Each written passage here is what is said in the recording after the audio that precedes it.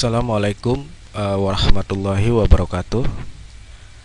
Kali ini saya akan sharing informasi mengenai proses pendakian Gunung Gede Pangrango via Putri ya.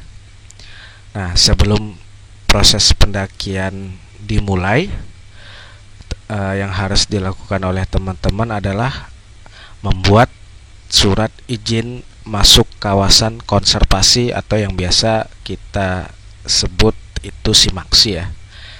Nah, SIMAKSI yang dikeluarkan resmi oleh Balai Besar Taman Nasional Gunung Gede Pangrango atau biasa disingkat BPTNGGP. Nah, sebelum berlanjut, ada beberapa hal yang perlu diinformasikan ya. Jadi mulai pertanggal 1 Januari 2018 atau pertanggal 1 April ya, 1 April 2018 itu bahwa SIMAKSI hanya bisa diambil pada hari H pendakian dan tanggal surat keterangan kesehatan itu harus sama dengan tanggal pendakiannya ya. Lokasi pendakian SIMAKSI itu bisa diambil di pintu masuk Cibodas, pintu masuk Gunung Putri, dan pintu masuk Salabintana. Nah, teman-teman bisa membuat suratnya di 3 lokasi tersebut ya. Jadi ini peraturannya baru banget, belum beberapa bulan yang lalu ya, 1 April 2018. Kalau sebelumnya teman-teman tuh membuat SIMAKSI dan harus menukarkan SIMAKSI tersebut sebelum hari pendakian, jadi teman-teman bisa bolak-balik 2 kali ya, bahkan 3 kali, pembuatan SIMAKSI, penukaran SIMAKSI, dan pada proses pendakian di hari H. Itu sebelumnya. Kalau peraturan baru ini adalah jadi SIMAKSI hanya bisa diambil pada hari H pendakian. Itu yang pertama. Terus dan yang kedua adalah tanggal surat keterangan kesehatannya itu harus sama dengan tanggal pendakian. Jadi kalau sebelumnya tanggal surat kesehatan itu bisa kita lampirin di SIMAKSI itu dari tanggal-tanggal sebelumnya. Misalnya teman-teman buat surat keterangan kesehatan tuh di Jakarta, di klinik dekat rumah, dan bisa dibawa ke pada saat penukaran SIMAKSI itu dulu. Nah, sekarang nggak bisa lagi. Jadi tanggal surat keterangan kesehatan harus sama dengan tanggal pendakian. Jadi sebelum teman-teman mendaki, teman-teman harus mengecek kesehatan. Sesaat sebelum mendaki, teman-teman harus dicek kesehatannya. Jadi mengecek kesehatannya tuh on the spot ya, harus di kantor Balai Besar Taman Nasional Gunung Gede Pangrango, di kantornya, ataupun sebenarnya bisa juga di klinik-klinik di sana gitu ya. Tapi kelihatannya kalau untuk cek kesehatan di klinik-klinik lain itu mungkin biayanya juga lebih besar atau terlalu ribet ya. Mungkin karena kita buru-buru naik pagi, kemungkinan banyak klinik-klinik yang belum buka di pagi hari itu. Jadi pilihan terbaiknya adalah cek kesehatan di tempat penukaran SIMAKSI, yang memang biayanya juga lumayan murah lah ya, nggak terlalu mahal, sebesar 25.000 sih. Kemarin saya coba untuk cek kesehatan di situ, bayarnya 25.000. Oke, itu yang kedua ya. Terus yang ketiga apalagi ya, biaya pendaftarannya, tiket masuk dan asuransi itu untuk warga negara Indonesia hari kerja itu sebesar 29.000 per orang untuk 2 hari 1 malam. Dan untuk hari libur Sabtu, Minggu, dan tanggal merah itu sebesar 34.000 dan lain sebagainya ya. Nah, teman-teman bisa lihat poinnya di sini. Nah, kebetulan kemarin saya memilih pendakian di hari Sabtu, terus balik Minggu siangnya ya. Jadi saya dikenakan biaya sebesar Rp34.000. Nah, setelah teman-teman sudah membaca semua ketentuan yang ada di halaman ini ya. Oke, teman-teman diharapkan untuk membaca semua. Jadi ada file-file yang diunduh di sini nanti. Misalnya file apa ya? Form sampah. Nah, ini teman-teman ngunduhnya di sini. Jadi nanti form ini disatukan pada saat penukaran SIM-AXI. Teman-teman bisa lihat ini ya formnya. Terus ini form ini ya, form isian barang bawaan yang menghasilkan sampah. Terus form apa lagi? Ada lagi satu lagi. Ini prosedur pemeriksaan kesehatan ini. Nah, surat pernyataan standar ya. Ini dua ini yang wajib ya. Surat pernyataan standar pendakian yang ini, sama yang tadi ya, yang surat barang bawaan yang menghasilkan sampah ini. Dia coba saya lihat dulu, udah saya download belum? Nah, ini dia. Ini udah selesai di-download. Nah, ini formnya.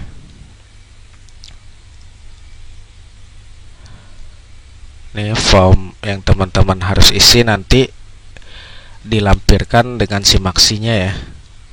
Ini terus sama surat pernyataan pendaki. Nah, ini di atas materai ya. Di atas materai harus diisi, nanti diisi satu orang aja sih, misalnya ketua kelompoknya mengisi form ini. Nah, dua surat ini yang perlu dilampirkan saat penukaran SIM-AXI nanti. Oke, selanjutnya ya. Karena saya sudah melakukan transfer, nanti ada kok di sini informasi transferannya, nomor rekeningnya ya. Nah, ini dia nih, nomor rekening resminya yang ini, BNI. Setelah teman-teman sudah melakukan transfer pembayaran, nah nanti teman-teman akan mendapatkan sandi yang dikirim via email ya. Nah, kebetulan saya sudah dikirim sandinya.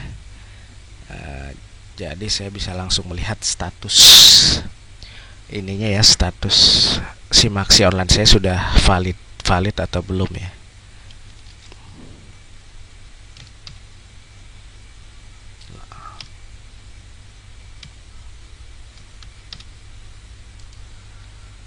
Nah, ternyata sudah divalidasi, dan ini adalah SIM-AXI online-nya ya.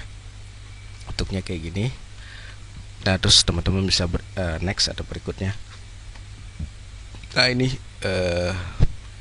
ini lembar ini yang nanti bisa dicetak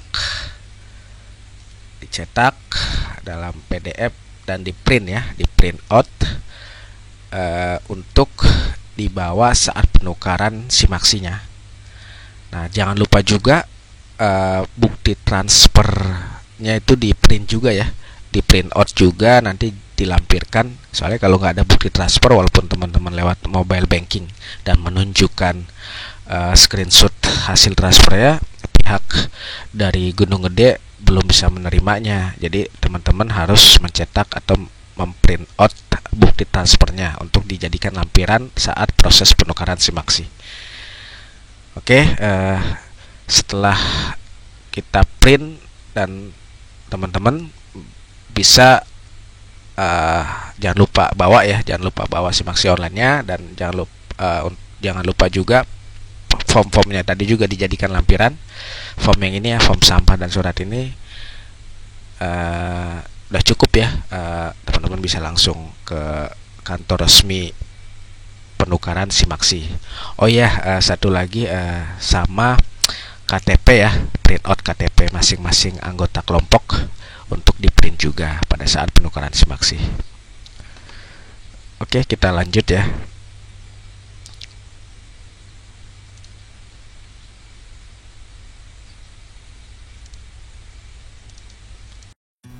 Nah, setelah tadi sudah kita membuat SIM-AXI online ya, sekarang saya sudah di lokasi ya.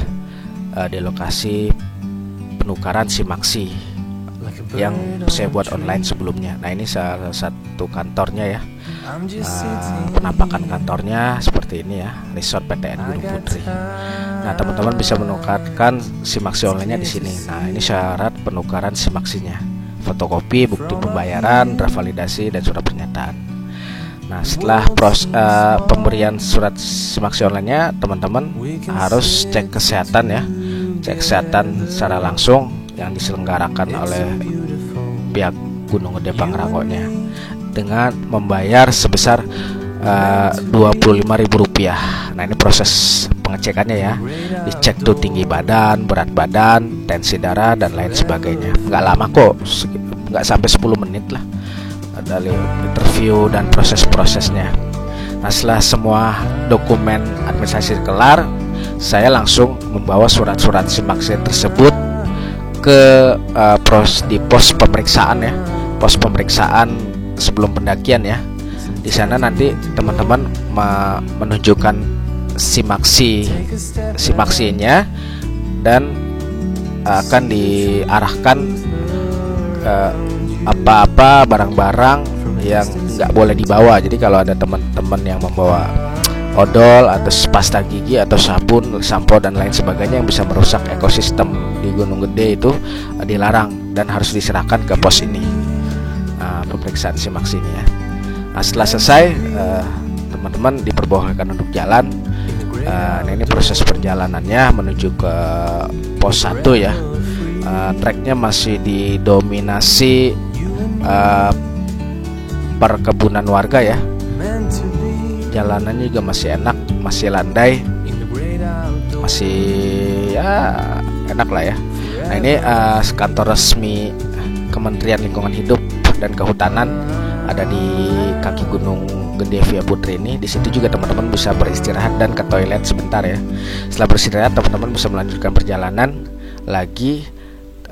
Tetap sih treknya itu masih landai, masih enak.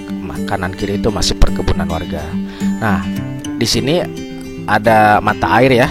Mata air yang sekiranya teman-teman kurang membawa air, teman-teman bisa langsung mengambil airnya di sini. Cukup bersih juga sih airnya untuk bekal teman-teman dibawa ke atas. Karena setahu saya di atas tuh nggak ada mata air. Tapi walaupun nggak ada mata air, tapi banyak tukang dagang kok. Tukang dagang yang berjualan air mineral, jadi nggak perlu khawatir juga sih kekurangan air. Nah, ini treknya juga didominasi debu karena memang puncak musim panas ya, musim kemarau, jadi treknya tuh berdebu kayak gini. Nah, ini selanjutnya ini masih belum pos 1 ya. Ini tempat yang cocok buat istirahat lagi bagi teman-teman sebelum pos 1. Di situ ada semacam kayak tenda biru ya. Tenda biru itu adalah ibu-ibu penjajah pedagang, dagangan gorengan dan lain sebagainya. Teman-teman bisa beli kalau memang sempat. Nah, ini tempatnya lumayan luas juga, enak buat istirahat ya.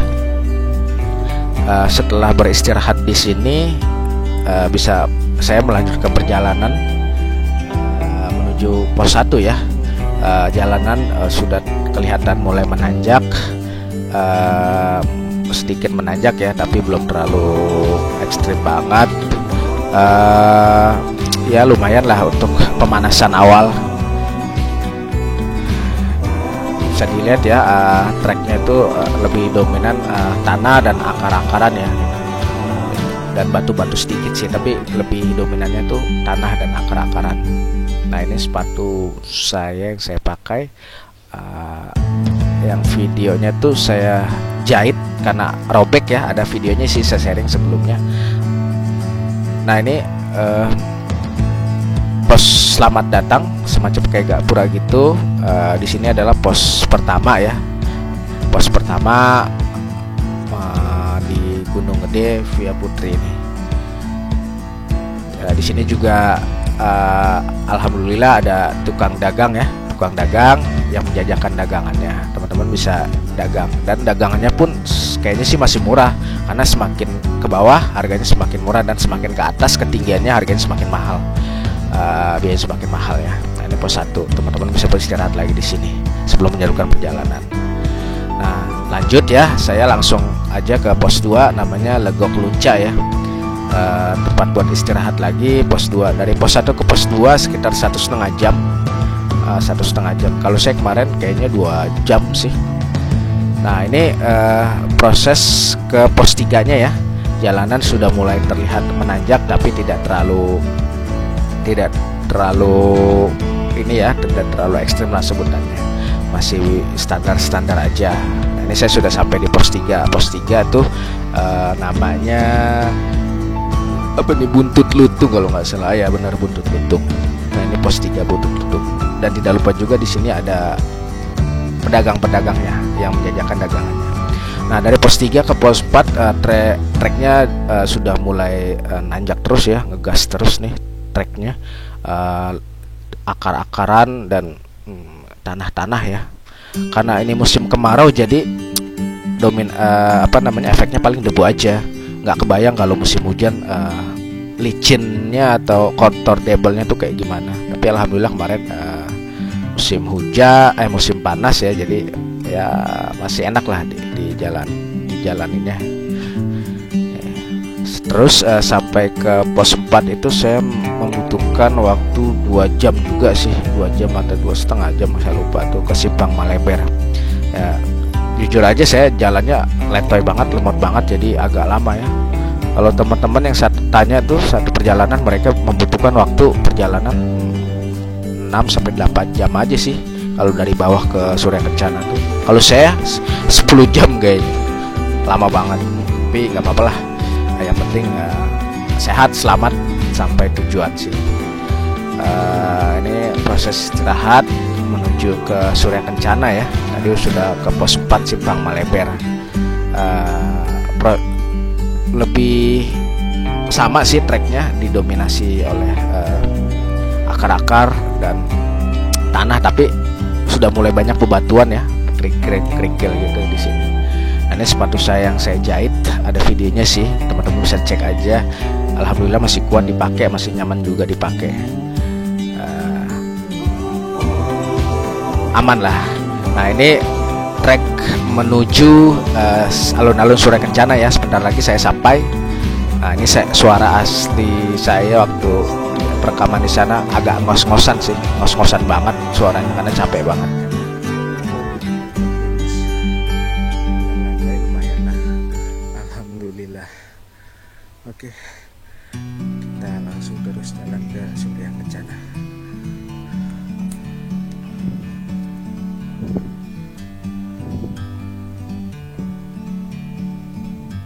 Saya sampai di Surya Kencana itu jam 6 ya. Bayangin dari jam 7 pagi sampai jam 6 sore. Mungkin yang paling lama tim saya kali ya. Lama banget pokoknya. Nah ini sudah kelihatan alun-alun Surya Kencananya ya. Dan nggak lupa juga di situ ada para pedagang-pedagang, warga-warga yang berjualan. Favoritnya tuh kalau di sini tuh nasi uduk ya. Nanti para pedagang ini akan mendatangi camp atau tenda-tenda pendaki untuk menawarkan nasi uduk dan kopi. Alhamdulillah lah. Jadi kalau memang teman-teman kekurangan logistik, teman-teman bisa langsung beli atau belanja di sini. Dan kemungkinan juga harganya semakin mahal ya, karena ketinggiannya lumayan juga nih. Para penjual bekerja keras berjuang untuk datang ke alun-alun Surya Kencana ini. Nah ini penampakan dari alun-alun Surya Kencana ya. Indah, subhanallah, salah satu ciptaan Allah yang sangat indah, perlu kita syukuri, perlu kita berzikir dengan asmanya bagi yang muslim ya.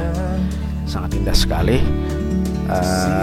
Luas dari alun-alun Surya Kencana ini seluas kalau nggak salah 50 hektar ya, menjadi salah satu tempat favorit pendaki untuk mendirikan tenda di sini sebelum mencapai puncak Gunung Gede ya.